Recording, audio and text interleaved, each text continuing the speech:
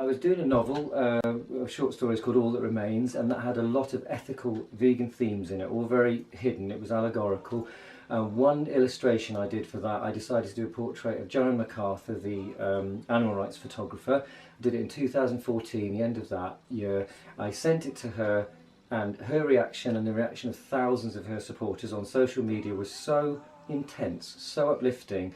It seemed to affect so many people, the portrait of her that I did with all the animals that she'd saved around her. It changed my life overnight, and I set my heart on becoming an animal rights artist. It was literally overnight. Recently I've done a lot of hard-hitting work looking at factory farming footage and photographs, and basically when I find the worst, the most upsetting and the most hidden facts and images, the ones that would not be shown to people, the photographs and films that would not be shown, I choose those to paint because they are the last thing you would expect to see in an art gallery, and therefore it is the thing that I want to bring into the light. Art is very personal, it's very quiet. There doesn't even have to be any words get in the way of it. It can just be one single image. An image goes right through into your psyche and stays there. It doesn't matter how much you pretend it isn't in there, or your friends, you don't tell your friends about it, or you do, or you try and laugh it off, and that's all outside. Inside that image is there, and I think it goes straight to the heart and hopefully affects one very, very deeply. Well, unfortunately, with most of the recent ones, I hope that they are upset and disturbed, and genuinely they're so unpleasant, some of my pictures, that I don't want people to like them. They might appreciate the way they're painted.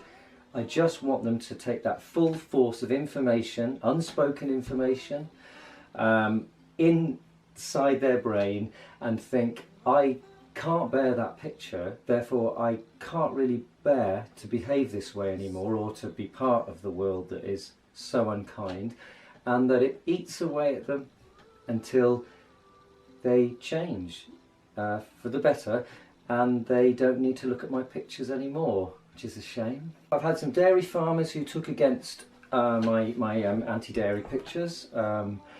They hadn't got a leg to stand on. They all come from investigation footage and photographs, so they were all, unfortunately, they were all real. This painting is called Life Sentence, The Hidden Faces of Dairy, and it is of the first animal rights painting I actually did using photographs from dairy days, open farm days.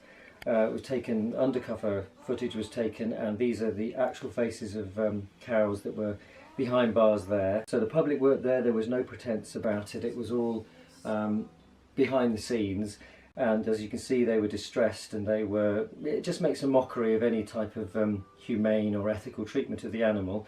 And all I did was collate a lot of images into one. I didn't want to make it up. This is the impression you would get of visiting, or being able to visit behind the scenes of an auction, a cattle auction, or a dairy day where farmers get together and buy exchange cattle and so on. This really is a portrait of despair. It set me on my course for choosing to do all farming animals. After the dairy I did pigs, and then I did chickens, and then I've moved on to sea life, and currently on to abattoirs. There's sadly no end to it. I've just had people that were upset, nice people, but they were terribly upset by some of the pig farming paintings, and my reaction to them was that is perfectly understandable. It's reasonable, it shows they're human, they've got a conscience, and I'm sorry to see they're upset, but it is not a bad thing, because they've taken that image to heart, and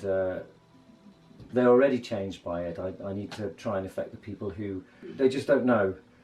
They just don't know, but the minute they do, I have great faith that people will change, because people do not want to be intrinsically unkind. I'm positive of this. In the vegan art movement, we are all concerned with helping people and animals and the environment. There's literally no downside to this, but there also, as far as I can see, generally no ego is involved in it. It's not a normal thing to be part of. There isn't an ego, because it is all for the greater good. I may be very naive in saying this, but that's the way it feels. We're all connected up together, and we're all on the same side, which is, don't get that very often in life. Darling, oh please.